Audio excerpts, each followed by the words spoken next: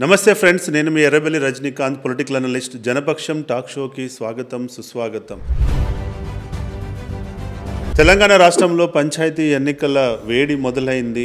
ఏ గ్రామంలో చూసినా ఓట్ల పండుగ నడుస్తుంది. ఈ సందర్భంలో మాకున్నటువంటి రాజకీయ అనుభవంతో, మాకున్నటువంటి పొలిటికల్ కన్సల్టింగ్ అనుభవంతో ఒక మంచి వీడియో సిరీస్తో మేము ముందుకు వచ్చాము. ఈ వీడియో సిరీస్లో 15 ఎపిసోడ్స్ చేయబోతున్నాము. ఇది 2వ ఎపిసోడ్. మీరు కంపల్సరీ ఈ అన్ని ఎపిసోడ్స్ని చూస్తే మీరు ఎన్నికల్లో పోటీ చేయాలనుకున్న వాళ్ళకి అకాడమిక్గా ఇది ఎంతో ఉపయోగపడుతుంది అన్నది మా ఉద్దేశం. ఇక ఈ వీడియో సబ్జెక్ట్ విషయాన్ని కనుక మనం వచ్చినట్లయితే, ఎన్నికల్లో ఖర్చు తగ్గియడం ఎలా, అసలు ఎన్నికల్లో ఖర్చుని 50% ఎలా తగ్గించుకోవాలి, అసలు ఖర్చు లేకుండా ఎలక్షన్ చేయడం ఎలా అనేటువంటి అంశాలపై నేను ఈ వీడియోలో చర్చించబోతున్నాను. కంపల్సరీ మీరు ఈ వీడియోని చివరి వరకు చూస్తే మీకు ఇది డెఫినెట్ గా పోటీ చేయాలనుకున్న వాళ్ళకి ఇది ఎంతో కొంత సహాయపడుతుందని చెప్పి ఆశిస్తున్నాను. సో చాలా మంది ఎన్నికల్లో ఖర్చు పెట్టకండి అని చెప్తున్నారు, కానీ అభ్యర్థులు ఒకసారి పోటీలో దిగిన తర్వాత వాళ్ళ ఖర్చు వాళ్ళ చేతుల్లో ఉండట్లేదు అన్నది వాస్తవం. ఎందుకంటే ఒకసారి పోటీలో దిగిన తర్వాత పరువు పోతుందనో ప్రతిష్ట కోసమో ముండిగా పోయి చాలా మంది లీడర్లు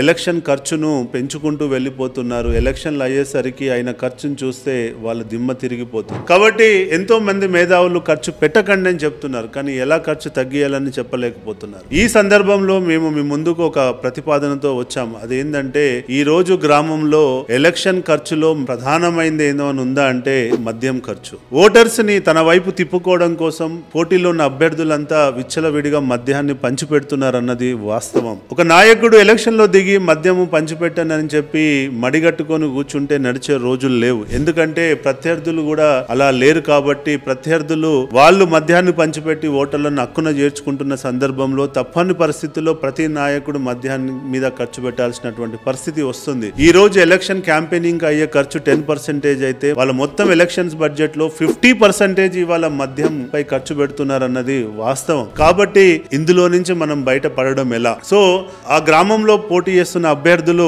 ఒకరికొరు మాట్లాడుకొని మద్యం ఖర్చు పెట్టము అని, మద్యం పంచి పెట్టమని అనుకున్నా గానీ సాధ్యమయ్యే పరిస్థితి లేదు. ఆ గ్రామ పరిస్థితులను బట్టి వాళ్ళెవరు కూడా నిర్ణయం తీసుకునే పరిస్థితి లేదు. ఇవాళ కొంతమంది ఓటర్లు అయితే వాళ్ళే డిమాండ్ చేసే పరిస్థితి కూడా ఉంది, మాకు ఇంకెప్పుడు మద్యం బాటిల్ పంపిస్తారని. ఇలాంటి సందర్భంలో ఏ లీడర్ కూడా మడి కట్టుకొని కూర్చునే పరిస్థితి లేదు. కాబట్టి ఇవాళ గ్రామాలలో ఉన్న పరిస్థితిని అర్థం చేసుకొని మన ప్రభుత్వము, మన ప్రియతమ ముఖ్యమంత్రి రేవంత్ రెడ్డి గారిని మా జనపక్షం ద్వారా మేము కోరుతున్నది ఏంటంటే, మా ప్రధానమైన డిమాండ్ ఏంటంటే, సీఎం గారు దయచేసి ఈ ఎన్నికలు అయిపోయేంత వరకు ఈ రాష్ట్రంలో లిక్కర్ ని బ్యాన్ చేయండి. లిక్కర్ డిస్ట్రిబ్యూషన్ ని ఆపండి.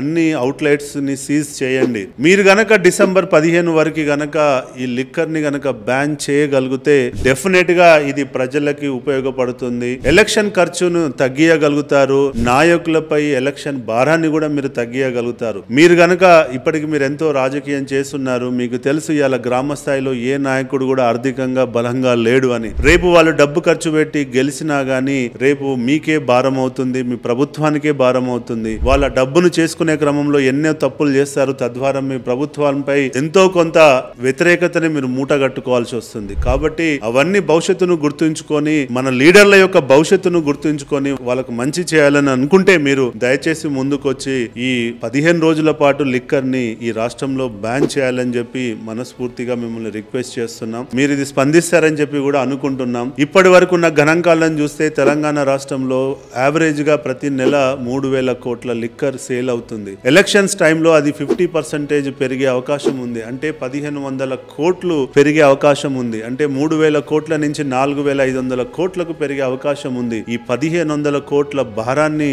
మన లీడర్లపై పెట్టొద్దు అనుకుంటే మీరు ముందుకొచ్చి లిక్కర్ ని బ్యాన్ చేయాలని చెప్పి మనస్ఫూర్తిగా కోరుకుంటున్నాం. జై హింద్.